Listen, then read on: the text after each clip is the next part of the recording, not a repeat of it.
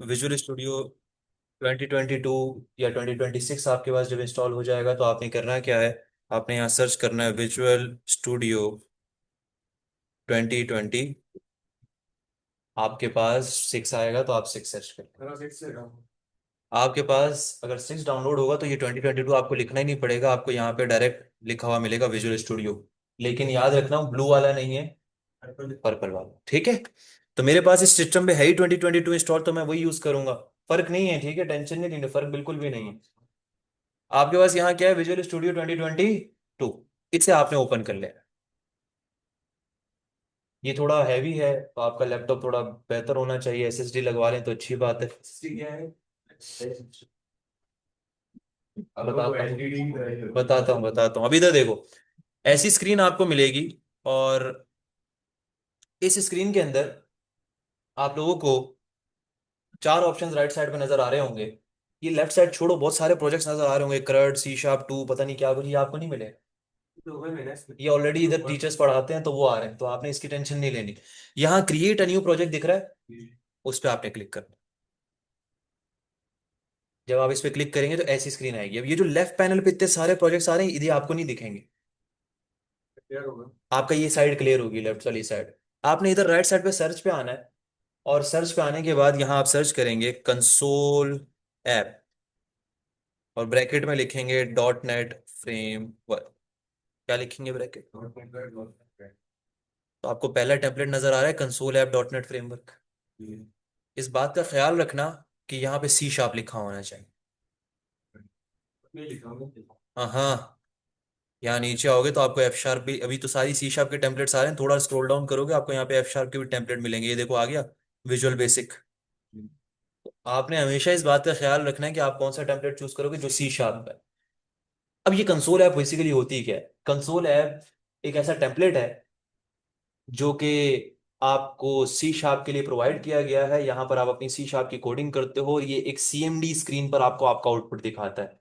यानी एक black screen होगी, उस ब्लैक स्क्रीन पे ही आपको आपका आउटपुट मिलेगा, ठीक है। ऐसी स्क्रीन को कंसोल ही कहा जाता है। अब यहाँ देखो, इस पे मैं डबल क्लिक करूंगा।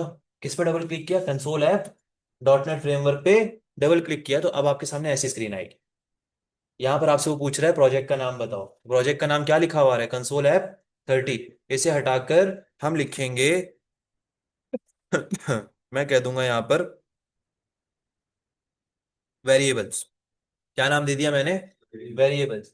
वेरिएबल्स के बारे में आपको बाद में बताऊंगा, मैंने वैसे ही नाम लिख दिया। क्या? वेरिएबल्स। जैसे ही मैंने यहाँ वेरिएबल्स लिखा, नीचे क्या लिखा हुआ है? लोकेशन। यानी ये प्रोजेक्ट किस लोकेशन पे हमारे सिस्टम में सेव होगा? C ड्राइव के अंदर इस फोल्डर में कहीं पे जाके सेव होगा, तो हम देख लेंगे, मैं आपको दिखा दूंगा।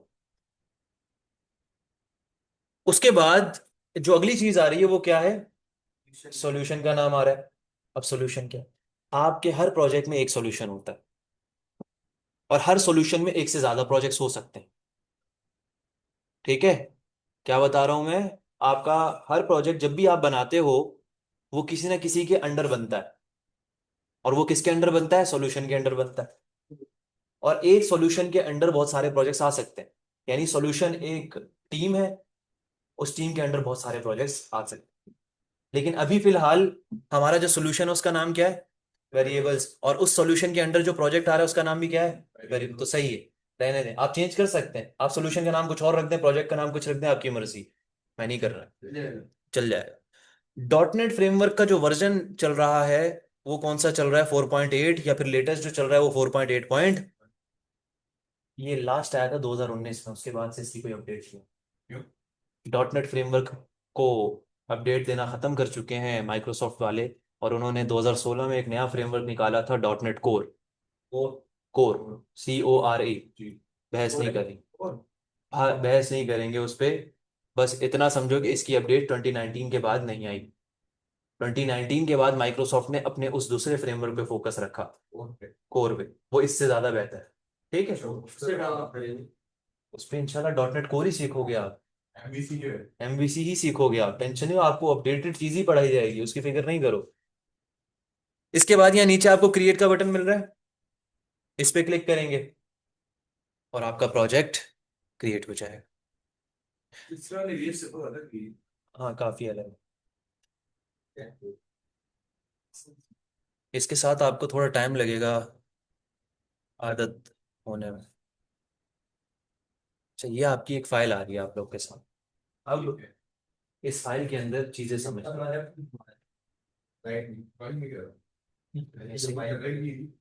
ये तो भाई ऐसी ही आती है।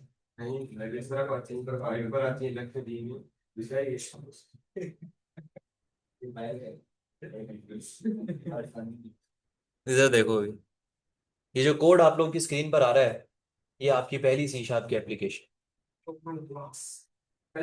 सुन लो भाई, यहाँ पर ये जो लिखा हुआ है नेम स्पेस, ये जो लिखा हुआ है इंटरनल, ये जो लिखा हुआ है क्लास, ये जो लिखा है स्टैटिक, ये जो लिखा है वॉइड, ये स्ट्रिंग और पता नहीं क्या कुछ लिखा हुआ है, आपके लिए कोई चीज समझने की नहीं है फिलहाल।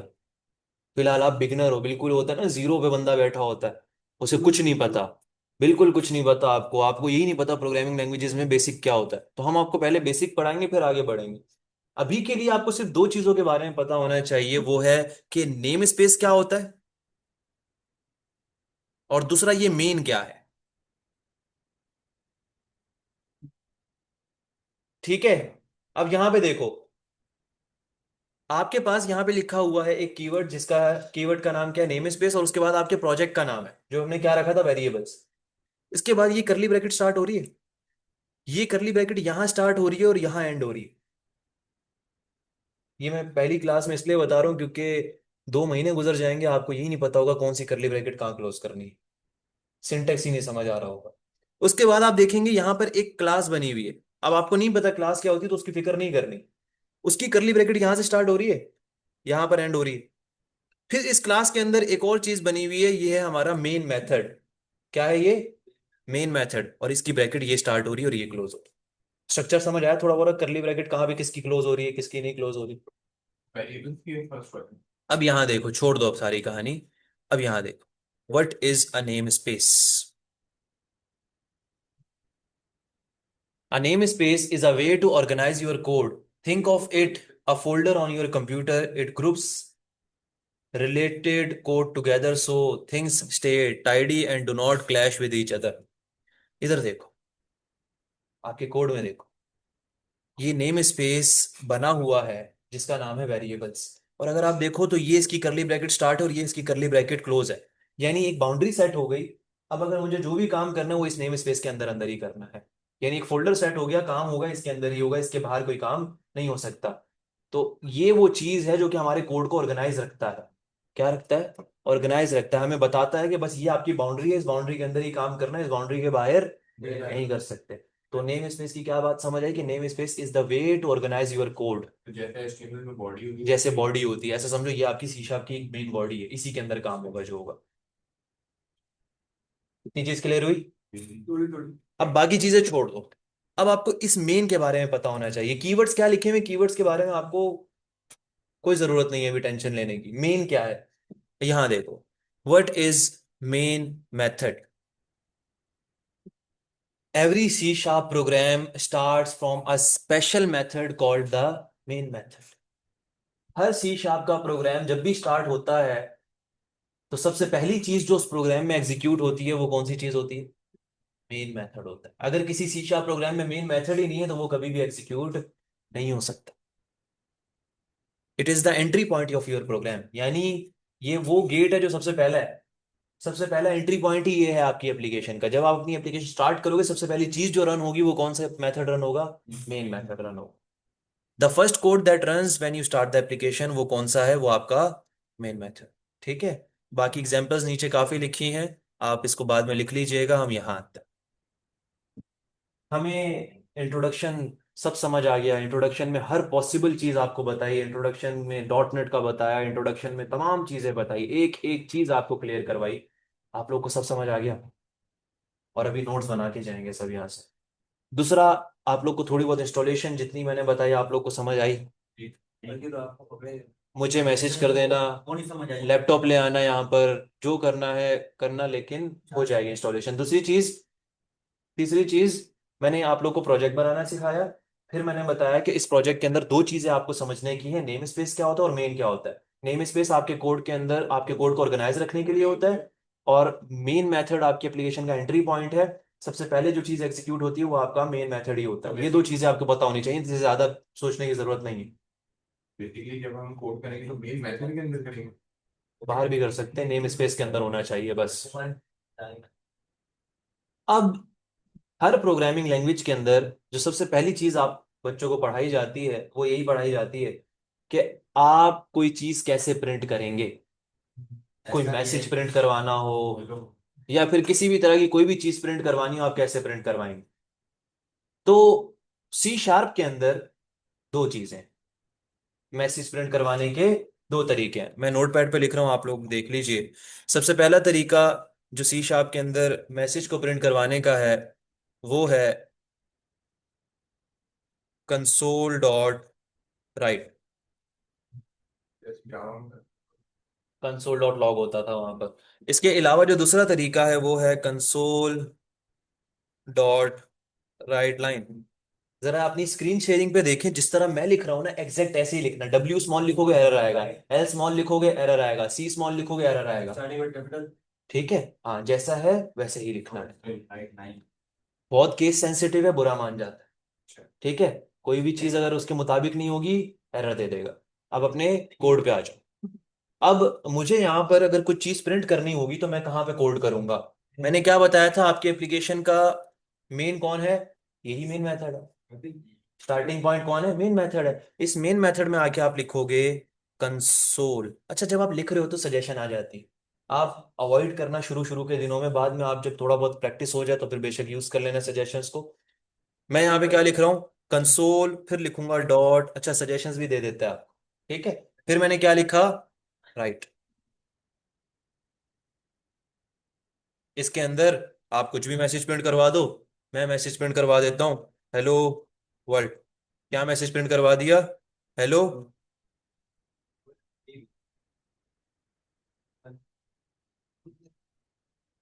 और इस एप्लीकेशन को हम यहाँ से कर देंगे स्टार्ट।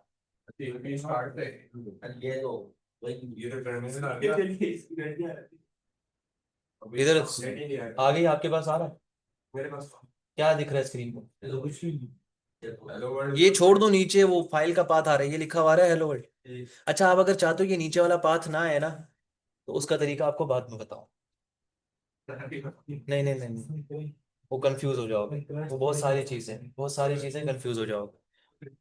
यहाँ पे इसको कर दो क्रॉस। ये ब्लैक स्क्रीन ही कंसोल स्क्रीन कहलाती है। जो ब्लैक स्क्रीन आ रही है ना सामने, इसे बोलते हैं कंसोल स्क्रीन। यहाँ पे देख लें, चले इधर। इसके बाद एक और तरीका है जो कि हमारे पास कौन सा था, कंसोल डॉट राइट लाइन। और यही दो तरीके हैं, इसके अलावा कोई और तरीका नहीं है मैसेज प्रिंट करवाने का। इसमें हम प्रिंट करवा देते हैं हाय। क्या मैसेज प्रिंट करवा देते हैं, सेव करते हैं और अपनी एप्लीकेशन को स्टार्ट करते हैं। तो हेलो वर्ल्ड भी आ रहा है और उसके साथ हाय भी जुड़ा हुआ आ रहा है। अब सुन लो इधर। अब आप बोलेंगे कि ठीक है, कंसोल डॉट राइट भी प्रिंट कर रहा है, कंसोल डॉट राइट लाइन भी प्रिंट कर रहा है, फर्क क्या है दोनों। एक में राइट आ रहा है। देख रहे हो, ये जो गरीब हो ना ये यहाँ देखो यार, कंसोल डॉट राइट और कंसोल डॉट राइट लाइन में फर्क ये है कि कंसोल डॉट राइट जो है वो अपने अगले आने वाली चीज को लाइन ब्रेक नहीं देता। Right line. राइट की बात कर रहा हूं, लेकिन राइट लाइन अपने अगले आने वाली चीज को लाइन ब्रेक देता है। समझना कैसे, अभी क्या लिखा है, राइट पहले, राइट लाइन बाद में। अगर मैं ये राइट उठाकर इस राइट लाइन के बाद रख दूं और अब अपनी एप्लीकेशन को स्टार्ट करूं तो देखिएगा आपके पास हाय, और हाय के बाद जो हेलो वर्ल्ड आया वो अगली लाइन में आया। तो ये जो अगली लाइन में आया ये किसकी वजह से आया, राइट लाइन की वजह से आया। बेसिकली बिहार का काम करिए। बीआर का काम कर रही है, ठीक है। तो आप इसे कर दो यहाँ से स्टॉप। अब सवाल यहाँ पर जो पूछा जाता है, बड़े बड़े लोग ये सवाल करते हैं। आपका इंटरव्यूअर भी आपके पेज पे लिखेगा कंसोल डॉट राइट लाइन, बोलेगा ये बताओ कंसोल क्या है और ये बताओ राइट लाइन क्या है। आप बोलोगे सर प्रिंटिंग के लिए इस्तेमाल होता है, बोलेगा वो तो मुझे भी पता है, मुझे ये बताओ ये कंसोल क्या है। मुझे ये बताओ, मैं आपको ये तमाम चीजें इसलिए बता रहा हूँ क्योंकि मुझे एक्सपीरियंस है और मैं चाहता हूँ कि आप लोग को पता हो। आप लोग को ये चीज़ें बताने का मकसद ये है। नहीं बताऊंगा फिर बाद में आप लोग बोलोगे सर ने तो हमें कुछ पढ़ाया ही नहीं, सर ने तो बताई नहीं अच्छी अच्छी चीज़ें हमें। 25। क्या बोलेंगे कि बताओ ये कंसोल क्या है और ये भी बताओ ये राइट लाइन क्या है, चीज़ क्या है ये बताओ। तो भाई आप लोग ये बात अपने पास लिख लो, मैं नोटपैड पे लिख रहा हूँ। कंसोल आपके पास एक प्री डिफाइंड आसान लगता है, देखो ये सीक्रेट में बता था। प्री डिफाइंड क्लास है, और जो राइट है या फिर राइट लाइन है, ये दोनों आपके पास उस क्लास के स्टैटिक मेथड्स हैं। क्या है? स्टैटिक मेथड्स हैं ऑफ कंसोल क्लास। अभी के लिए आपको जस्ट इतना ही पता होना चाहिए। क्या पता होना चाहिए? कंसोल एक सी शार्प की बनी बनाई क्लास है, और राइट लाइन उसी क्लास के अंदर के methods. Predefined class. Pre defined class, pre defined ऐसी चीज को कहा जाता है जो बनी बनाई मिलती है। दोबारा लिखो। सही है। और जो राइट लाइन है वो आपसे जब कोई पूछेगा तो क्या बोलोगे? कंसोल एक क्लास है, राइट लाइन उस क्लास का मेथड है। स्टैटिक मेथड है। Static। अब आपको नहीं पता स्टैटिक मेथड क्या होता है, आपको नहीं पता क्लास क्या है, इन फ्यूचर पता चल जाएगा, और आपको उस दिनों में याद भी दिलाऊंगा ये वाली लाइन। जब मैं पढ़ा रहा हूँ मैं ये चीजें याद दिलाऊंगा कि हाँ भाई बताओ याद है कि नहीं। हर एक टॉपिक आपको बोले तो मैं आएगी। क्या कह रहे हो? बोले तो मैं आएगी। टेंशन नहीं लो, रिकॉर्डिंग है मेरे पास। कैमरे की भी रिकॉर्डिंग है मेरे पास। आगे बढ़ो। सही है। इतनी बात समझ आ गई? क्लियर है? Thanks, ये। अब आप लोग करेंगे क्या? नोट्स बनाएंगे। मैं नोट शेयर कर रहा हूँ स्क्रीन शेयरिंग पे। और दूसरी चीज, पहला सी शार्प का प्रोग्राम लिखेंगे, उसमें कंसोल डॉट राइट और राइट लाइन को इस्तेमाल करें, ठीक है? नहीं, करने दो इसे।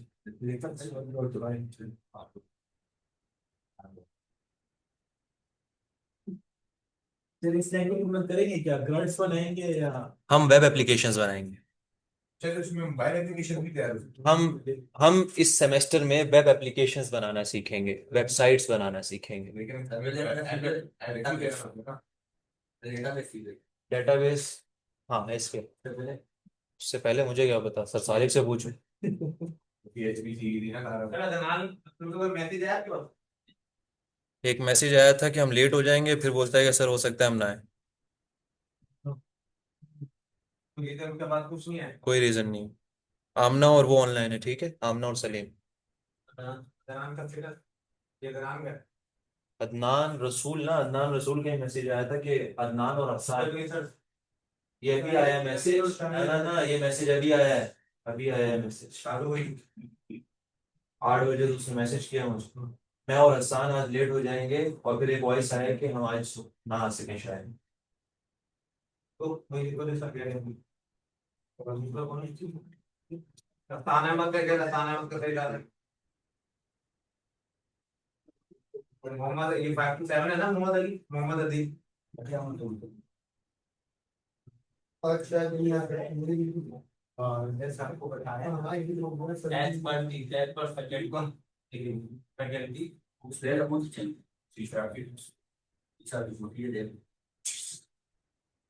एक मिनट हो गया लिख रहा हूँ टाइटल पर को भूला अगर एप्लीकेशन में सीख लो देखिए कितना मिलेगी। मोहम्मद अली सर ये और मोहम्मद अली फैक्ट्री से class answer sir Mohammad Ali और मोहम्मद अली ये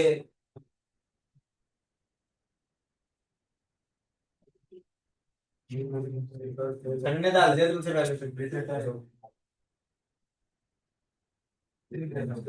ये अली और अभी का क्या है 5 to 7 ये ऑफिस की वजह से, या दिन भी ऑफिस की वजह से।